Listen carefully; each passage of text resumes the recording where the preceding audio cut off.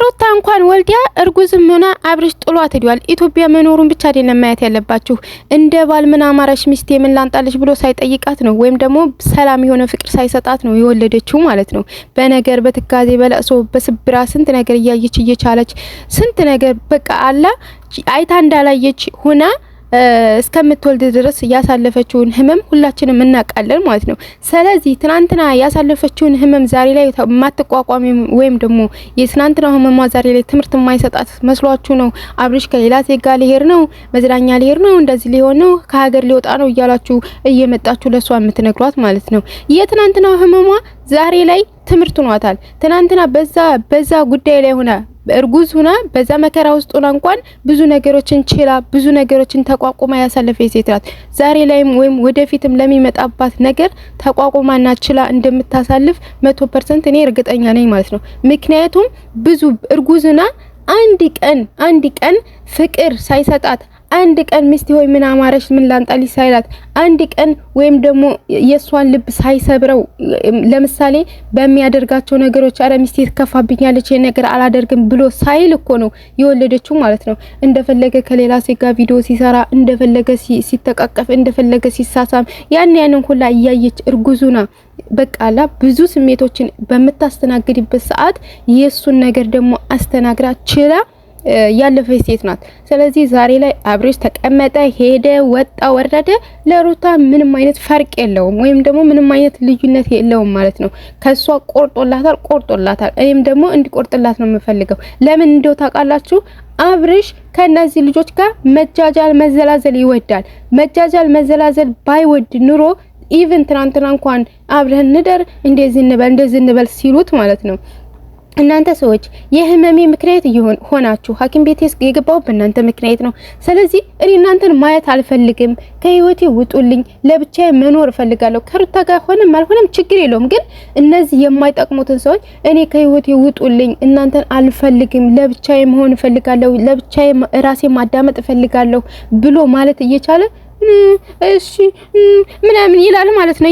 ይቅላሰለሳል ማለት ነው። ምክንያቱም ከነሱ ጋር መጃጃል ወይም ደግሞ ከነሱ ጋር በቃ መሆን ስለሚፈልግ እንጂ ከነሱ ጋር መሆን ባይፈልግ እነዚህ ሰዎች አይጠቅሙኝም፣ እነዚህ ሰዎች መጥፎ ናቸው ለኔ ብሎ ቢያስብ ወይም ደግሞ መጥፎ እንደሆኑ ቢያቅ ኑሮ ያቃል፣ ግን እንትን ማለት አይፈልግም ማለት ነው። መለየት ቢፈልግ በቃ ከነዚህ ሰዎች መለየት ቢፈልግ በቃ እንደዚህ ቁርጥ አድርጎ እኔ እናንተ ማየት አልፈልግም፣ ከክላስ ይወጡልኝ፣ ራሴን ማየት ፈልጋለሁኝ፣ ራሴን ማዳመጥ ፈልጋለሁ ብሎ ማለት ይችል ነበር ማለት ነው። እና ትናንትና ያቡሪካ የተባለው ልጅ ሄደና ሩታ ጋር እንግዲህ የጠየቃትን ወይም እያላት የነበረውን ነገር ሁላችሁም አዳምጣችኋል። ሰላም አለይኩም ወራህመቱላሂ ወበረካቱ። ሰላም ቤተሰብ እንዴት ናችሁ? ከኔ ጋር ሁሉ ሰላም ሞት ይርሰኝ፣ ሰላም ተረሳው ማለት ነው። እና ትናንትና ያንን ቪዲዮ አዳምጣችሁ ከሆነ ምን አላት መሰላችሁ? አብርሽ በቪዲዮ እንኳን መጠየቅ ነበረብሽ፣ ደውለሽ መጠየቅ ነበረብሽ አብርሽን። እንደገና ደግሞ አብርሽ ወደ ውጭ ሊሄድ ነው ሊዝናና፣ የዛኔ የሆነ ነገር እንዳትይ ምናምን እያለ ማለት ነው። ይሄ ሴት ደግሞ ማለት ነው ይሄ ሽልጥልጥ እና እንደዛ እያለ ለሷ እንት ሲላ ነበር ማለት ሩታ በቃ ልክ ነው የነገረችው። እሱ ማለት ነው ወዶ እኮ ነው እየታመመ ያለው። ሩታ ግን በሱ ምክንያት ብዙ ታማለች፣ ብዙ አልቅሳለች፣ ብዙ ተበድላለች። እውነቴን ነው። እርጉዙን ያሳለፈችውን ሁላችንም እናውቃለን። በየቪዲዮ እንዳልቀሰች በቃ እንደርጉዝ የርግዝና የራሱ ስሜት እያለ እንደገና ሌላ ስሜት ተጨምሮባት ስንት ነገር እያስተናገደች እንደነበረ ሁላችንም አይተናል በቪዲዮ ማለት ነው። እና በማን ምክንያት ነው የታመመችው? በአብርሽ ምክንያት ነው።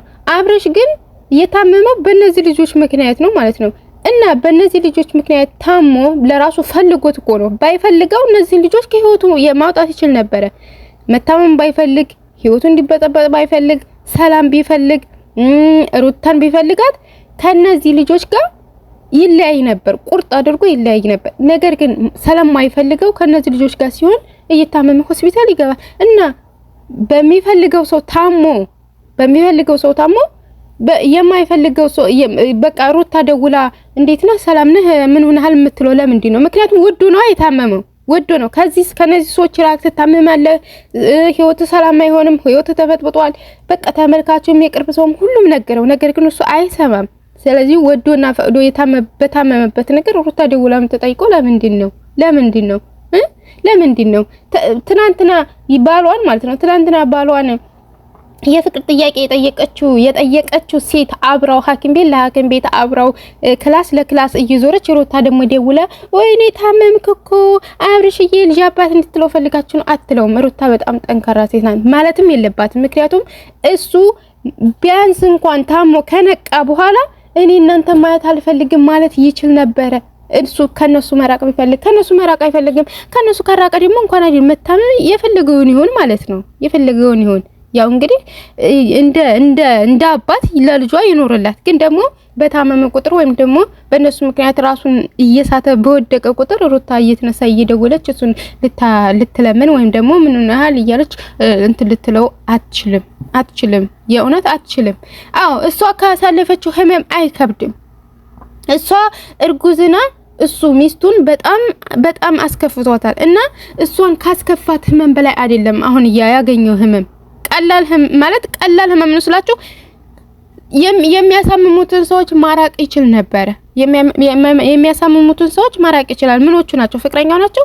ሩታ በሱ ምክንያት የታመመችው የምትወደው ሰው ስለሆነ እኮ ነው። የምታፈቅረው ሰው፣ የልቧ ሰው፣ ያመነችው ባሏ ስለሆነ የልጇ አባት ስለሆነ ነው የታመመችው፣ የተጎዳችው፣ ያለቀሰችው፣ የተሰበረችው።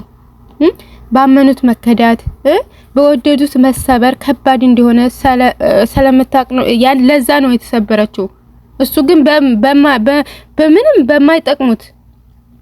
በማይጠቅሙት ሁሌም ወደ መጥፎ ነገር በሚያመላክቱ ሰዎች ነው የታመመው። ሁሌም የማይሆን ነገር በሚያመላክቱ ሰዎች ምክንያት ነው የታመመው። ስለዚህ የሩታ ህመም ነው የሚበልጠው ወይስ የአብርሽ ህመም? እውነት ለመናገር እና እኔ በጣም ግርም ይለኛል ማለት ነው። መተው ደግሞ እኮ እንደዚህ ነው ሲሏት ማለት ነው። የእውነት ሩትዬ ቁርጥ አድርጌ እንደዚህ አብርሽ አይሆንሽም፣ በቃ አይሆንም። እሱ የእውነት ቢያንስ እኔ ትናንትና እንደዛ ፌንት ሰርቶ ከሐኪም ቤት ሲነቃ በቃ እኔ ታመምኩት በእናንተ ምክንያት ነው። እኔ እናንተን ማየት አልፈልግም፣ በህይወቴ ማየት አልፈልግም። ከአንዴም ሁለቴ በእናንተ ምክንያት ፌንት ሰርቼ ሐኪም ቤት ገብቻለሁ። ስለዚህ እናንተ በሽታዬ ነው እንጂ እየሆናችሁ ያላችሁት ደስታዬ እንደ ጓደኛ ደስታዬ አይደለም እየሆናችሁ ያላችሁ። ስለዚህ አንቺም ሄርሜላ የምትባይ ሴትዮ እናንተን ጓደኞቼ ከኔ ህይወት ይወጡልኝ፣ ይራቁልኝ፣ ራሴን ማዳመጥ ፈልጋለሁ ብሎ እነዛን ሰዎች ማግለል ይችል ነበረ ማለት ነው። እንዴ ማግለል ይችላል። ተገዷል እንዴ? እኔም አልፈልገውን ሰው አልፈልግም ካልኩ በቃ አልፈልግም ነው። ማንንም አጠገቤ አይደርስም አልፈልግም ታልኩ እና እንደዛ ማለት ይችል ነበረ። ነገር ግን ስለሚፈልጋቸው ከነሱ ጋር መሆን ስለሚፈልግ ማለት አይፈልግም። ስለዚህ ምንም ማድረግ አይቻልም። ሩታ ደግሞ መታመም የለባትም ማለት ነው። እሱ በየነጋው በተዛዘለ ቁጥር ወይም ደግሞ እሱ በተሳሳመ ቁጥር እንግዲህ እሱ ሲያለቅስ እንበው እንዲህ እየሪ ሲጠርግ ነበረ አብራው ማለት ነው። ያቺ ዙጥ ኢቭን እንኳን ማለት ነው የሰው እውነቴን ነው የምላችሁ የሰው ትዳር የሰውን ባል ማለት ነው ታማሁም እኔ አሁን የሆነ ሰው እስኪ እንደው አስቡት የሆነ ሰው ታመመ፣ የቅርብ ሰው ልበላችሁ፣ የቅርብ ሰው የእናንተ ታመመና ዘመድ ምናምን ሳይሆን ዝም ብሎ እንደው የምታቆት ግን በጣም ቀረቤታ ያለ እንደ ጓደኛ ነገር ብላችሁ ሰሉት። ያ ሰው ታመመና እናንተ እሱ ታመመ ብርድ ልብስ ውስጥ እግራችሁን አስገብታችሁ አብራችሁ ቁጭ ትላላችሁ። ያ ሰው ዘመዳችሁም አይደለም ዝም ብላችሁ ጓደኛችሁ ነው። እንደገና ደግሞ ሴትና ወንድ ናችሁ። እንደዛ ይቻላል?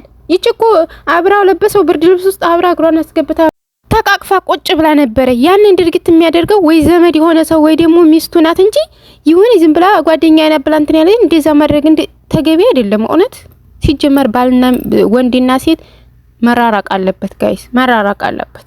እንደዚህ በአንድ ብርድ ልብስ እግራቸውን አስገብተው የሚተሻሹ ከሆነ ሌላ ነገር ዝሙት ነው።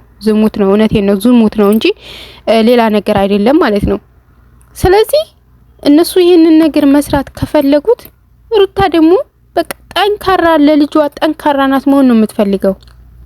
ስለዚህ አብርሽ እንኳን አይደለም ያኔ ማለት ነው አሁን ብዙ ነገር አብርሽ ቢዝናና ሩታ መዝናናት እኮ ትችላለች። ከሀገር ወጥቶ መዝናናት ትችላለች።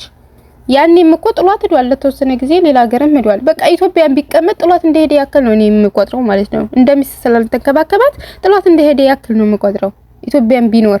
ስለዚህ ዛሬ ቢሄድ ቢዝናና ቢዝናና ሩታም መዝናናት ትችላለች ማለት ነው። ሂዳ መዝናናት ትችላለች። እሱ ያለው ገንዘብ ነው የሚያስፈልገው ለመዝናናት። እንግዲህ ገንዘብ ነው የሚያስፈልገው። እሱ ያለው ገንዘብ ደግሞ እሷም ሳይኖራት አይቀርም። ምክንያቱም አብረው ስለሰሩ ብዙ ጊዜ ማለት ነው። ስለዚህ የፈለገችውን ነገር ማድረግ ትችላለች ሩታ ማለት ነው። ነገር ግን ሩታ ከሌላ እንደዚህ በትዳሯ ላይ ከሌላ ሰው ጋር የሆነች እንደዚህ ምናምን ነገር እንትን አትልም የእውነት። እሱ ግን ከሌላ ሴት ጋር በትዳሩ ላይ አፈቅራለሁ ከምትለው ሴት ጋር ነው እንግዲህ አሁን ወደ ውጭ ሄዳል እየተባለ ያለው ማለት ነው። እንግዲህ አስቡት፣ አፈቅራለሁ ካላችሁ ሴት ጋር ወደ ውጭ አብሮ ሄደ፣ አገባት፣ ወይም ደግሞ ዝሙት እየሰሩ ነው የሚለው ይቀላል እውነት። ወይም ደግሞ ብቻ አላቅም እንጂ በቃ ምንም እንትን የማይገጥም ደስ የማይል ነገር ነው። ምንም ደስ የማይል ነገር ነው የእውነት። እና ሩታ ሀሳቧ ትክክል ናት። ሀሳቧ በጣም ትክክል ናት። በጣም ትክክል ናት። እውነቴን ነው የምላችሁ። የተናገረችው ትናንትና እያንዳንዱ የተናገረችው ነገር ትክክል ናት። ከሷ ህመም አይበልጥም የአብርሽ የታመመውም ደግሞ ቢበልጥም እንኳን ከሷ ህመም ቢበልጥም እንኳን የታመመው የሚያሳምሙትን ሰዎች ከህይወቱ ባለማራቁ ምክንያት ነው። የሚያሳምሙትን ሰዎች ከህይወቱ ቢያርቅ ኖሮ አይታመምም፣ ህይወቱ አይበጠበጥም፣ ትዳሩ አይበተንም፣ ሰላም አያጣም ነበረ ማለት ነው። ነገር ግን ሰላም የሚያሳጡትን ሰዎች እሱ አብሮ ከነዛ ሰዎች ጋር አብሮ መኖር ይፈልጋል። የሚያሳምሙትን ሰዎች ከነሱ ጋር አብሮ መኖር ይፈልጋል። የሚያሳምሙትን ሰዎች ማራቅ አይፈልግም። ሰላም የማይሰጡትን ሰዎች ከህይወቱ ማራቅ አይፈልግም። ትዳሩ የሚበጠብጡ ሰዎች ከህይወቱ ማራቅ አይፈልግም። ስለዚህ ሩታ ምን ታደርገው? ሩታ አብራ ከሱ ጋር እሱ ከማንም እንትን ሲል አይ ገና ለገና ልጅ አባት ነውና እያለች ከሱ ጋር አብራ እንድታለቅስ ፈለጋችሁ? የሆነ ነገር ፌንት ሲሰራ ወይኔ ምን ሆነ እያለች ነጋ አብራ እንድታለቅስ ፈለጋችሁ?